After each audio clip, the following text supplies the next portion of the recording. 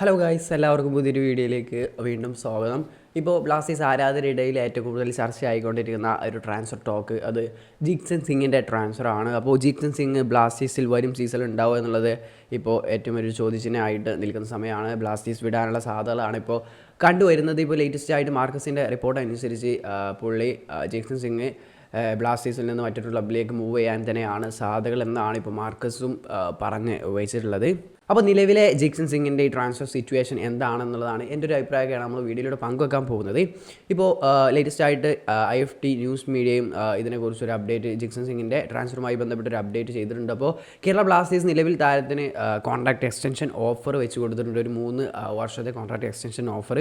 എന്നാൽ അത് അക്സെപ്റ്റ് ചെയ്തിട്ടില്ല ജിക്സൺ സിംഗ്. അപ്പോൾ ഓഫർ നിലവിലുണ്ട്. അപ്പോൾ ജിക്സൺ സിംഗിന് ന്യൂ ചലഞ്ചസ് നേരിടാനും അതുപോലെ തന്നെ AFC ഏഷ്യൻ കപ്പ് ഏഷ്യൻ ലെവലിൽ പാർട്ടിസിപ്പേറ്റ് ചെയ്യാനൊക്കെയാണ് ആഗ്രഹം. അതുകൊണ്ട് തന്നെ പുള്ളി ന്യൂ ചലഞ്ചസ് തേടി ക്ലബ്ബ് വിടാൻ പോവുകയാണ്, പുതിയ ക്ലബ്ബിലേക്ക് നീങ്ങാനാണ് പുള്ളിക്ക് താല്പര്യം എന്നൊക്കെയാണ് ആ റിപ്പോർട്ടിൽ പറയുന്നത്.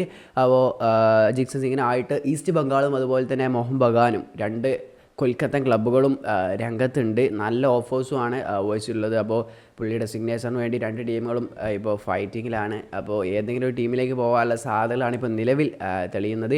ഇനി ബ്ലാസ്റ്റേഴ്സിൽ നിൽക്കണമെങ്കിൽ ഒരു മിറാക്കിൾ സംഭവിക്കണം എന്നാണ് ഇപ്പോൾ അതിൽ പറയുന്നത്. മിറാക്കിൾ സംഭവിച്ചാൽ ബ്ലാസ്റ്റേഴ്സിൽ തന്നെ താരം ഒരുപക്ഷെ തുടരാനുള്ള സാധ്യതയുണ്ട്. അപ്പോൾ ഇപ്പോഴും ഒരു തീരുമാനമായിട്ടില്ല. 2 ക്ലബ്ബുകളുണ്ട്. അപ്പോൾ അറിയാം മോഹൻ ബഗാനൊക്കെ അത്രയും പൈസ എറിയും. അപ്പോൾ ജിക്സൺ നിലനിൽക്കുക എന്നുള്ളത് ഇപ്പോൾ വളരെ വലിയൊരു ചോദ്യം ചിഹ്നമാണ്. നിലനിൽക്കാനുള്ള സാധ്യതകൾ വളരെ കുറവാണ്. ഇപ്പോൾ ബ്ലാസ്റ്റേഴ്സിൽ എങ്ങോട്ടായാലും ഒരു ട്രാൻസ്ഫർ നടക്കാനുള്ള സാധ്യതകളാണുള്ളത്. എന്തായാലും ഈ ട്രാൻസ്ഫർ നടന്ന വലിയൊരു ഹ്യൂജ് ട്രാൻസ്ഫർ ഫീ ബ്ലാസ്റ്റേഴ്സിന് ലഭിക്കുമെന്നുള്ള കാര്യം ഉറപ്പാണ്. അപ്പോൾ എന്തായാലും ഇപ്പോൾ ബ്ലാസ്റ്റേഴ്സ് ആരാധകരുടെ ഭാഗത്തു നിന്ന് വലിയ രീതിയിലുള്ള പ്രതിഷേധങ്ങൾ വരുന്നുണ്ട്. എല്ലാവർക്കും ജിക്സൺ സിംഗ് ഒരു അത്രയും പൊട്ടൻഷ്യലായിട്ടുള്ള ഇപ്പോഴും യങ്സ്റ്ററാണ്, നല്ല എക്സ്പീരിയൻസ് ആയിട്ടുള്ള ഇന്ത്യൻ ഇൻ്റർനാഷണൽ താരമാണ് ജിക്സൺ സിംഗ്. ഇപ്പോൾ ഇന്ത്യയിലെ തന്നെ ഡിഫൻസീവ് മിഡ്ഫീൽഡേഴ്സിൽ നോക്കുകയാണെങ്കിൽ നല്ലൊരു ബോഡി ഉള്ളൊരു പ്ലെയറാണ്, അത്യാവശ്യം ഹൈറ്റും അതുപോലെ തന്നെ നല്ല ഫിസിക്കുള്ള ഒരു പ്ലെയറാണ് ജിക്സൺ സിംഗ്. അപ്പോൾ എല്ലാവർക്കും അറിയാം ബ്ലാസ്റ്റേഴ്സിൽ 5 വർഷത്തോളമായിട്ട് ഇപ്പോൾ കുറേ വർഷങ്ങളായിട്ട് ബ്ലാസ്റ്റേഴ്സിൽ നിന്നുള്ള പ്ലെയറാണ്. അപ്പോൾ പുള്ളിയെ വിട്ട് കൊടുക്കുന്നതിൽ എൻ്റെ ഒരു അഭിപ്രായം അത്ര നല്ലതല്ല. പുള്ളിയെ നിലനിർത്തണമെന്നാണ് എൻ്റെ ഒരു ആഗ്രഹം. ഇനി ഇപ്പോൾ ഈ ലാസ്റ്റ് സീസണിലേക്ക് വരാൻ ജിക്സൺ കുറച്ച് ഒന്ന് ഫോം ഔട്ട് ആയിരുന്നു, ഇഞ്ചുറിയൊക്കെ കഴിഞ്ഞ് വന്നതിന് ശേഷം. പിന്നെ ലാസ്റ്റ് മത്സരങ്ങളൊക്കെ എല്ലാവർക്കും അറിയാം, ഇവാൻ ബുക്കോ മാനവിസ് ജിക്സണെ ചൂസ് ചെയ്തിട്ടുണ്ടായിരുന്നില്ല, ഫ്രെഡി ആയിരുന്നു ചൂസ് ചെയ്തിട്ടുണ്ടായിരുന്നു. ഫ്രെഡി ഇപ്പോൾ നല്ല രീതിയിൽ കളിച്ച് വരുന്നുണ്ട്. അപ്പോൾ അതുകൊണ്ട് എങ്ങനെയാലും ക്ലബ്ബാണ് നമുക്ക് വലുത്, അതിൻ്റെ അപ്പുറത്തേക്കൊന്നും ഏതൊരു പ്ലെയറും വരില്ല. അപ്പോൾ നല്ല ട്രാൻസ്ഫർ ഇങ്ങനെ എങ്ങനെയാലും ഇപ്പോഴത്തെ നിലവിലെ ഏറ്റവും വലിയൊരു പ്രശ്നമാണ് ഇന്ത്യൻ പ്ലെയേഴ്സിന് ഓവർ പെയ്ഡ് ആണെന്നുള്ളത്. ഇപ്പോൾ പല ടീമുകളും വലിയ രീതിയിൽ പല ഫോറിൻ പ്ലെയേഴ്സിന് കിട്ടാനായിട്ടും പൈസ ഇന്ത്യൻ പ്ലെയേഴ്സിന് ലഭിക്കുന്നുണ്ട്. അപ്പോൾ അതുകൊണ്ട് തന്നെ മോഹൻ ബഗാനൊക്കെ വലിയ തുക ഓഫർ ചെയ്യുമ്പോൾ നമ്മൾ അത്രയും തുക കൊടുത്ത് ഇവിടെ നിലനിർത്തുക എന്നുള്ളത് അത്ര പോസിബിൾ ആയിട്ടൊരു കാര്യമല്ല. അത് നല്ല കാര്യമാണെന്ന് തോന്നുന്നില്ല. ഇത്രയും ഓവർ പെയ്ഡ് ആയിട്ട് ഇന്ത്യൻ പ്ലെയേഴ്സിന് പൈസ കൊടുക്കുക. നമ്മുടെ ഇന്ത്യൻ പ്ലെയേഴ്സിൻ്റെ അവസ്ഥ എല്ലാവർക്കും അറിയാം. ഇപ്പോൾ ആകെ ഒരു കൺസിസ്റ്റൻസി ഉള്ളൊരു പ്ലെയർ തന്നെ ഇപ്പോൾ ചാങ്ത മാത്രമാണ്. ബാക്കിയെല്ലാം ഇന്ത്യൻ പ്ലെയേഴ്സ് ഇപ്പോൾ ഒരു സീസണിൽ ഫോം ആയാൽ നെക്സ്റ്റ് സീസണിൽ ഫ്ലോപ്പ് ആയിരിക്കും. പിന്നെ ആ ഒരു ഫോം നിലനിർത്തിക്കൊണ്ടവർക്ക് പറ്റില്ല. മോഹൻ ബഗാൻ്റെ കാര്യത്തിലേക്ക് തന്നെ വരികയാണെങ്കിൽ താപ്പയെ സൈൻ ചെയ്തിട്ട് താപ്പ ഇപ്പോൾ ഫോം ഔട്ടാണ്.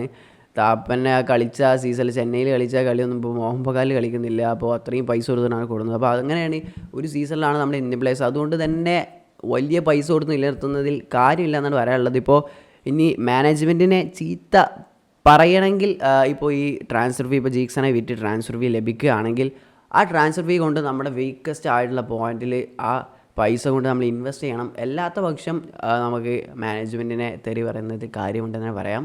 അല്ല, ജിക്സനെ വിൽക്കുന്നത് കൊണ്ട് കുഴപ്പമില്ല. ബാക്കപ്പായിട്ട് നമുക്ക് ഇപ്പോൾ ഫ്രെഡിയാണ് ഇപ്പോൾ നമ്മൾ യൂസ് ചെയ്തുകൊണ്ടിരിക്കുന്നത്. അതുപോലെ പിന്നെ അസർ ഉണ്ട്.